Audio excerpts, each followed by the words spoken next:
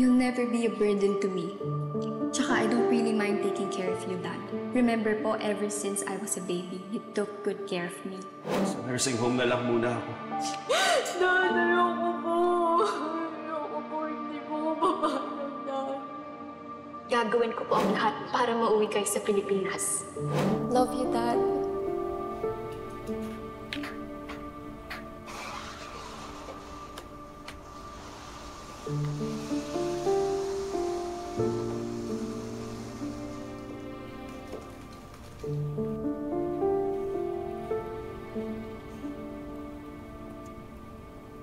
Araw-araw ko siya namimiss.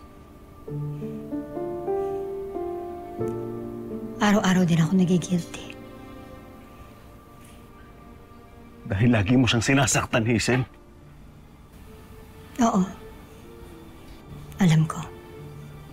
Hindi ako naging mabuting ina. At ang masakit,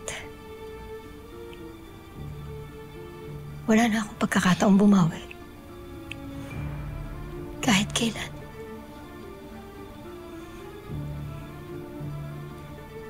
Hindi ko na iparamdam sa kanya yung pagmamahal ko. Hindi katulad mo. Araw-araw, pinaramdam mo sa anak natin kung gaano mo siya kamahal. Salamat, Manuel. Minahal mo siya ng sobra-sobra. Kahit na ano, Hazel. Maswerte mo talaga dyan kay Charles, no? Kamahal ka. Huwag ka mag-alala. Kakaharap ka rin ng gaya niya. I think meron na. Or makakatuwang ko sa baby ko. Sa tingin mo, ipaglalaban ka pa rin, ha? Kahit malaman niya hindi ka niya tunay na anak. Kahit na may nauna ka ng mga anak. Ginawa mo siyang prinsesa.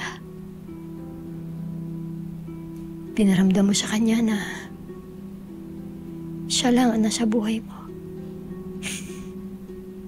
Sobra pa sa sapat yung pagmamahal na pinaramdam mo sa kanya.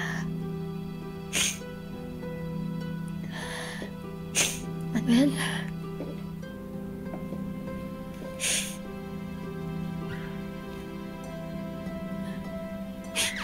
Manuel, habang buhay ko magpapasalamat sa'yo. Dahil minahal mo ang anak natin.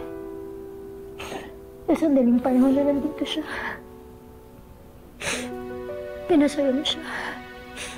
Ginawa mo buo yung pagkatao niya. Maraming salamat. Bumalik ka na sa trabaho mo.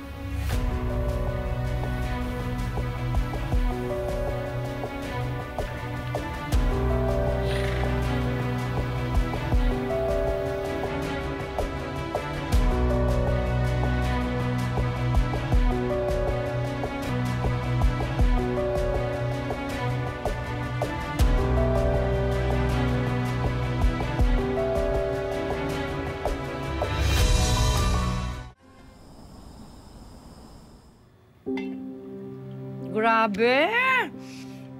Ang sarap! Ang sarap ng halaya! Order ka pa, Didang, ha? Talaga, ate? Sarap na sarap? Eh, di ba hate na hate mo nga yan? Kasi sabi mo nga, nakaka-diabetes yung tamis. Sinabi ko ba yun? Hindi. Ang sarap kaya. Sakto lang yung tamis. Naku, ginawa pa akong sinungaling ng ate. Ikaw talaga, Didang? Yung pinaluto ko pala para kay Jeff. Luto na po. Sarap? Bye! Anak! Dapat po pala hindi na ako nag-OT para nakakain tayo ng sabay-sabay. Okay lang yun, anak.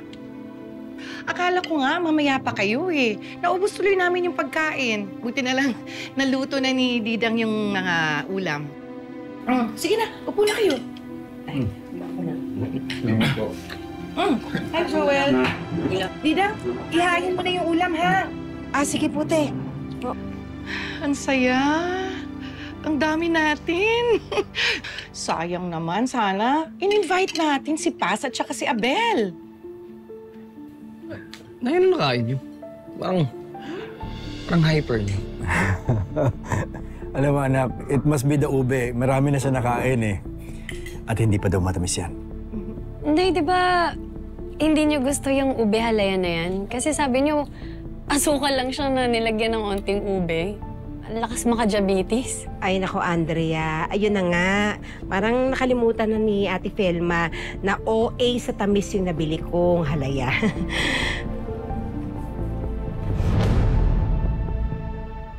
Didang! Ano ba yan? Adobong baboy? Bakit? Ate, yan po yung pinaluto niyo sa akin. Hindi! Manok! Adobong manok ang sinabi ko sa'yo eh. Ay, ate, ang bata niyo pa po para makalimot, no? Adobong baboy po talaga yung pinaluto niyo. Tinanong ko pa nga kayo, ate. Ang sabi ko pa nga, paghahaluin ko ba yung manok o baboy? Ang sabi niyo, baboy lang talaga. Anong gusto mong palabasin? Sinungaling ako?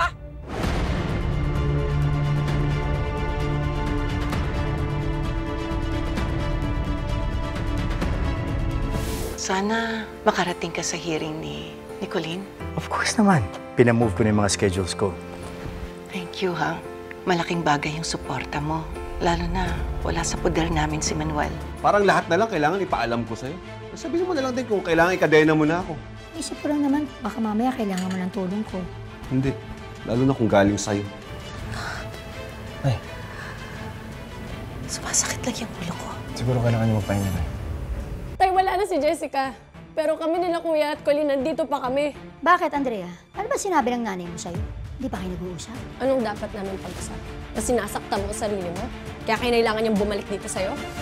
Yung ba sinabi nila sa'yo?